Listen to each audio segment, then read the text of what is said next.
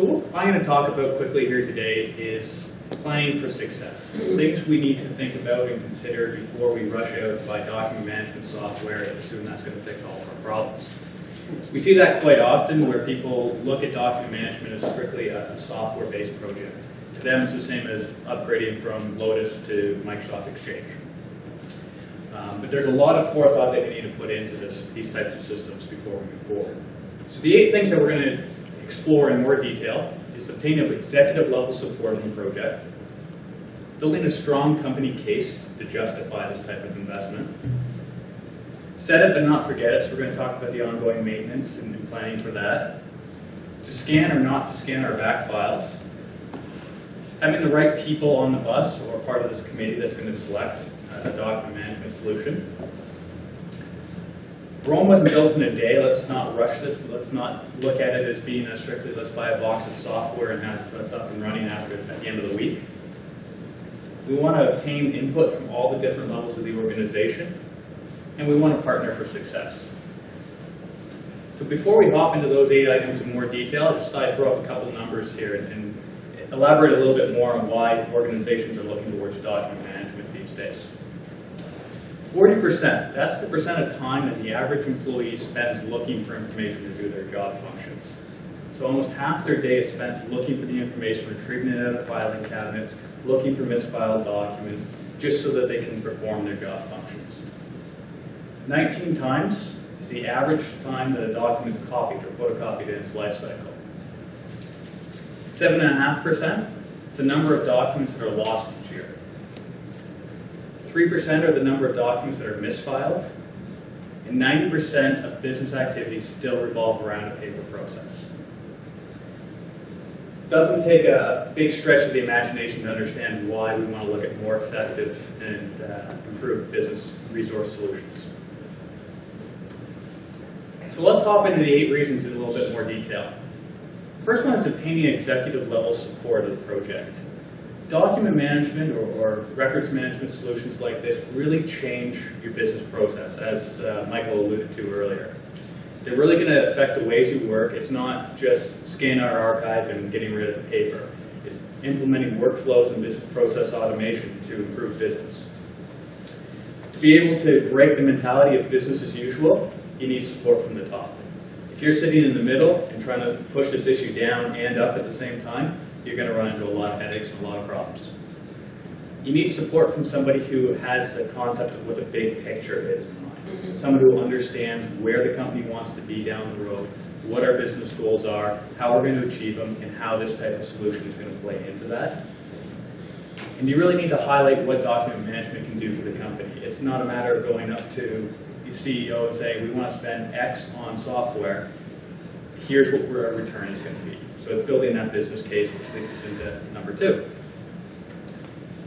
It's more than just time savings. A lot of people will look at document management projects and they'll see that 40% number and they'll say, we'll be able to save time there.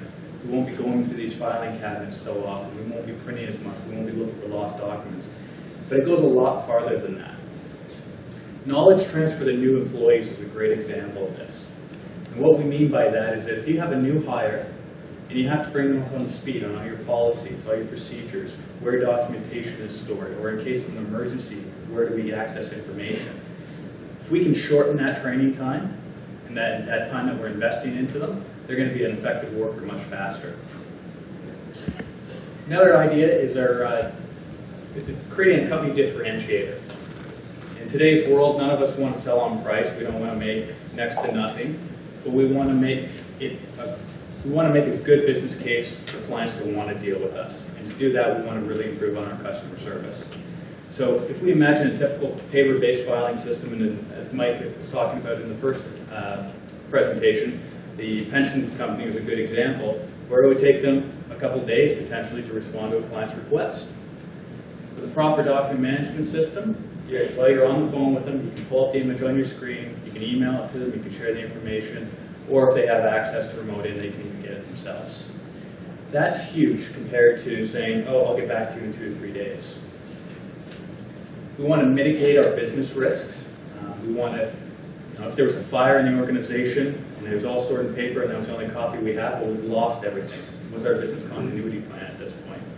If it's all stored electronically and is backed up off-site, we have a natural disaster or a building collapse or anything that goes wrong, we can still be up and running in a reasonable amount of time. And we also want to enhance the security. Right now, in a paper-based environment, if somebody takes a file out of the file room, there's no audit, there's no accountability on what are they doing with that record. Are they sharing it with competitors? Did they lose a page out of there? Do they even have access, or should they be allowed to look at that file? With a proper document management system, one of the key benefits is being able to restrict access to documentation that employees need to do their job function and what they can do with those documents. So, hey, we only want you to look at it, great. You have full access to print, email, share, annotate, whatever you need to do on top of that. Set it, but don't forget it. And this is one thing that we always talk about, is that document management is going to save you a lot, that we saw on those last couple slides. There's a lot of really good business practices and reasons to go into this, but it's not free. It's not something that we just download a free shareware copy of off the internet, and again, by the end of the week, we're up and running. We want to take into consideration what's our storage space requirements going to be on the servers, what's our backup procedures going to be, what about hardware maintenance? So Mark was talking about all these scanners. Well, how often are we going to have to maintain these scanners? How often are we going to need to replace them? This is all part of the planning project so that we can see our costs long term. As well, data migration. We talked about it earlier. Is the file format that I'm scanning into today going to be viewable 5 years from now? Is the software technology that I'm using today going to be available 10 years from now? Is the storage media of choice going to be readable 5 years from now? Those are all things that we want to look at, and every year have a migration plan in place to see, do we need to move systems from one version to another? Do we need to change image formats? Do we need to change scanning hardware or optical media? To scan or not to scan, this is in regards to your back file collections, your large storage rooms, high volume areas, paper. And it's probably one of the questions we get asked a lot. And it varies from application to application. If we have 2 or 3 people whose job it is dedicated to pulling out information, furnishing it to people who need it, and like, for instance, a law firm or a medical practice, well, then maybe there is an application there. If we can save labor costs on those people or reassign them to different tasks, maybe there's an application there to scan the back file. There's a justification for it. If we're putting in document management to improve business processes and our archival records, we very rarely look at, maybe 2 or 3 times a week, the chances are you probably want to start from a day forward. Say everything from May 21st, 2010 is in document management system. Everything prior to that is paper-based. We're going to take advantage of those business process automation solutions as opposed to getting all our archival paper in there. Some people will actually take the middle ground, and they'll look at it in the accounts payable application, for instance, and they'll say, okay, well, we need to retain these documents for 7 years. And well, by the time we get everything in place and up and running, year 7 is probably ready to be destroyed. Year 6 is too far behind it, and 80% of our retrievals are within the last 2 years. So sometimes they'll take that middle ground as well. Having the right people on the bus, how to pick the right committee and the right selection of individuals to be in there to evaluate different software selections and what you're going to need and make this plan out. Really want people at management level with a clear understanding of what the business goals are. People who are going to understand what the staffing needs are going to be, what the training requirements are going to be, what the overall business impact. People who see the big picture of their department as well as the whole company. The question we get asked a lot is, what's IT's involvement in this project? Should they lead it? Should they just be brought in to consult? IT does need to be involved, and depending on who you're looking at from the IT department, they could either lead it or they could just be one of the committee members as well. It really depends on how they function within the organization. Do they see big picture ideas? But obviously IT is going to play a huge role. They're going to have to maintain the system. They're going to have to monitor the backups. They're going to have to support it, do user training, things like that on an ongoing basis. So it's good to have IT involved to make sure that it's going to work with your business systems. Rome wasn't built in a day. It does take time. I have had the phone call that actually says, can I buy something and can I be doing document management 2 weeks from now? And they want a price. And we have to take a step back and we have to start looking at everything we've been talking about already in the slides. We've got to plan this out. Taking the time to plan ahead of time is going to ensure success going down the road. If we just try to put the software in place and work around it, we're really going to struggle. We need to look at what our document processes are, what our indexing schemes are, how the documents are going to be classified and interfiled and interlinked. Doesn't mean that this whole process has to take a year or two. It could take, depending on the size of the application, it could take a month or two. But it really does need to have proper planning done ahead of time. Obtain the input from all individuals involved or all different levels. Right from the very top of the food chain down to the document users and document owners. You'll be surprised what insight you get once you talk to people who are actually working with the documents every day and using the processes. You start to find out that things have changed slightly since you remember rolling out a certain document type, or a process has a new step in it now, because you're more of an overview of the application or the department. So you know what accounting's function is. You don't necessarily know how they do each and every job within that function. Another great reason to get input from all levels is that you're going to help ease operator acceptance of the rollout. And this one's key. Operator acceptance, if the end users don't want to use the system, they're going to find every way to work around it. And that's going to cause you more headaches than it's worth. So getting them involved early, helping them understand why we're changing to a new system, really helps them with that change management down the road. And partnering for success. There's actually one of our blog posts in the handouts there as well that goes into this in more detail. But when you're looking for partnering with a document management vendor or someone who's going to sell you the software as a part of this or help you with all this planning phase, we really want to look for somebody who understands the document or records management industry. And that seems like a no-brainer, but we see a lot of people entering into this space now who used to be involved in accounting systems, enterprise resource planning systems, CRM software, who understand that document management is a huge growing industry and they just want to get their piece of the pie. The problem there is they don't understand the implications of putting in a system like this. They don't necessarily understand the scanners that are going to be required or legality issues behind the documents that you're going to convert. So it's good to find somebody who has that experience, has past successes, and is willing to take the time to really understand your business. Again, software is just a tool of the whole solution. It's that planning phase and the proper rollout. So we'll just jump through a couple quick case studies. We did 3 briefly, which we just talked about what went well in them, what could have used improvement, and what were some of the key outcomes. And we're going to look at the good, the great, and the ugly. So the good, there's a construction company internationally based. What went well in this project is initially they got buy-in from the management. This came to break down from the top level. It was appointed to a manager of administration, and it was started to roll out from there. So they had management buy-in. They recognized that they had a deficiency in the IT area. IT was going to be a problem supporting the system going forward, so it needed to be something that the management team or a dedicated records manager within the organization could administrate the system. And when I say administrate, I'm referring to adding in new document types, modifying workflows, adjusting index values, things like that. They did their due diligence in vendor selection. They initially looked at about 7 or 8 different vendors. Once they came up with what they needed in the software system, they narrowed that down to a short list of 3. And those vendors had to come in and do specific demonstrations on how this was going to affect their business and how it met the needs of the company. They decided to scan their back file on demand. When they would pull a box out of storage, they may only need 1 file in there, but instead of sending it all back to storage just to have to pull it out again some other time, they would scan the entire box at that time. And they obtained input from all the stakeholders. So again, everyone right from the owner of the company right down to people working with the documents in the field. They got the input and they understood what they were getting into. What could have been improved on with that though? Well, the document classification or the indexing schemes was given very high level consideration at first.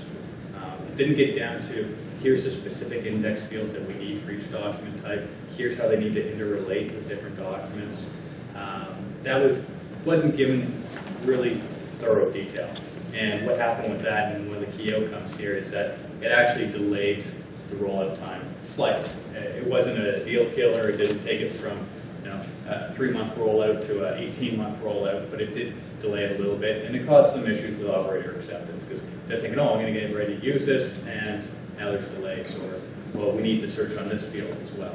But what it did help them do is improve collaboration throughout this organization. So they have offices in Toronto, London, and Budapest, and Ecuador, and the type of construction that they do quite often is very similar from application to application.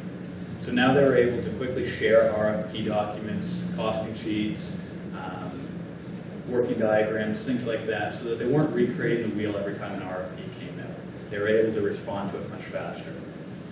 They had a unified document system that eliminated duplicate digital copies. And this is a very common issue we see, and it's another reason that people will move towards document management, is that in shared network folders, and everyone has the freedom to name a Word file or a PDF, anything that they see fit. Maybe I prefix it with the date and the customer name, and maybe Stephanie does all her documents different.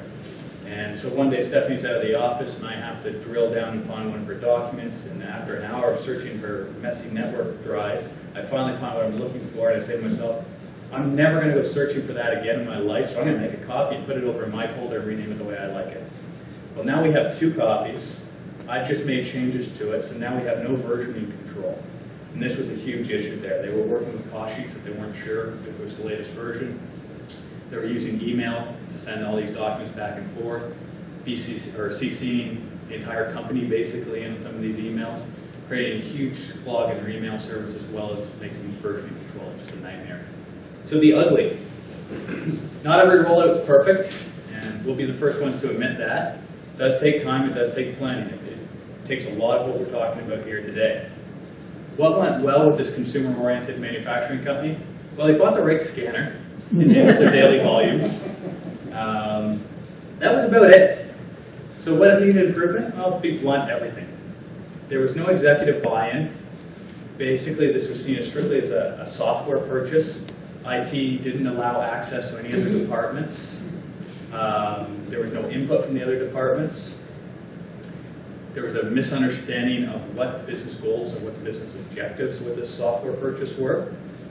There was no ability for remote or out-of-office access to the system, even though that they had 15 offices worldwide, and so on. So what were some of the key outcomes here? Well, the first system they bought didn't work, and 2 months after it was rolled out, it got replaced. Big issue there. Over 18 months, it took over 18 months for the new solution to be rolled out because it had to go right back to square one. We had to blow out misconceptions that people had before, and we had to start talking to all the different users. We had to get input from all the different levels, get the executive buy-in, and understand what their business goals were with this system. And why were we able to do it now as opposed to initially? Well, management saw what a mess this first attempt was, so they brought in a new project manager to oversee the project, which gave us access to the areas that we needed to discuss with. The new document management system was deployed, properly configured, and all the employees were finally trained on the software. They're up and running with it now. They love it. It took slightly longer than anticipated, but they are seeing an ROI on it. So even good can come out of bad sometimes. So the great. It's a financial institution, rather large organization that rolled this out as a departmental type solution. And what went really well here is, again, right from day one, buy-in from management. They understood what their business goals were. They understood where the troubles they were having now and what needed to happen. They brought in IT to consult on what was relevant to their departments. So in terms of backup procedures, network integration, things like that. They did diligent planning on their document classification, indexing schemes, metadata, things like that. They knew how they needed to search for these documents. They knew what the different document types were and how they were going to find them down the road. They built a strong business case using input from everybody involved. And they planned for their daily volumes so they could anticipate what their storage requirements were going to be going forward. What needed improvement? Well, a little bit more testing from the IT side would have been ideal. Only issue there being the size of organization they are and the high security nature of what they do. There was some issues with the communication between the server and the software in terms of what their antivirus saw. Wasn't a big deal to overcome. We just needed to test it for an additional 2 weeks, add it to the safe list of their programs, and we were up and running. So easily overcome. So what were the key outcomes? Well, this customer was running on a micrographic system as well. They were filming checks that came in on a daily basis. And if we could imagine what the problems here were, is that on a daily basis, they didn't get enough checks to fill a roll of film. So they would go a week or two before that roll of film was done, and then they would send it into us for processing and inspection. The problem with that, and for people who aren't familiar with the microfilm, is very similar to your old 35mm camera film before digital cameras, is that if there was a problem, if there was a light leak, if it was loaded wrong, that whole roll of film is ruined, but they don't have the original source documents any longer. So in essence, they've just lost 10,000 documents, and they don't know it until 2 weeks later. And again, these are people who invest and spend a lot of money with this organization, and if you were to call them up and say, I need a copy of this check, and they have to go back to the microfilm system, pull it out of the cabinets, put it on their old reader printer, try to make a decent print, all of which took 2 or 3 days as well, wasn't great customer service. It was even worse if they said, that check was on the roll, that was ruined, and we don't have it anymore. So by replacing that with electronic systems, customer response times were taken from days down to seconds or minutes. So while the customer's on the phone, they can email it to them, they can print off a copy and fax it if need be, or just read off the information they need from the document. The dedicated manager internally was able to administrate it, again talking about adding user rights, adding document types, modifying index fields. Backup was maintained by the IT department. IT was rather taxed in this area, and because it wasn't an enterprise rollout, they didn't want to support it internally. So they found it quite easy that the system was allowed for the managers to administrate it. The regimented indexing structure of the document management system made it so that all employees could find documents, whether they scanned them or another employee did. And the project came in well under budget and produced an ROI much faster than expected. It was about a 6-month ROI in this project. So in summary, some of the key points, and we keep harping on throughout the presentation, is that there needs to be executive level buy-in on this. You can't be expected to push change management in both directions and be successful the way you need to. The steering committee or the selection committee really needs to have a clear understanding of what the business goals are, not just today, but down the road. Planning makes perfect. Spend the time up front, and it'll pay dividends going forward. Consider more than just time savings when you're building your internal business case, and get input from everybody involved. You'll be really surprised to see what input you do get.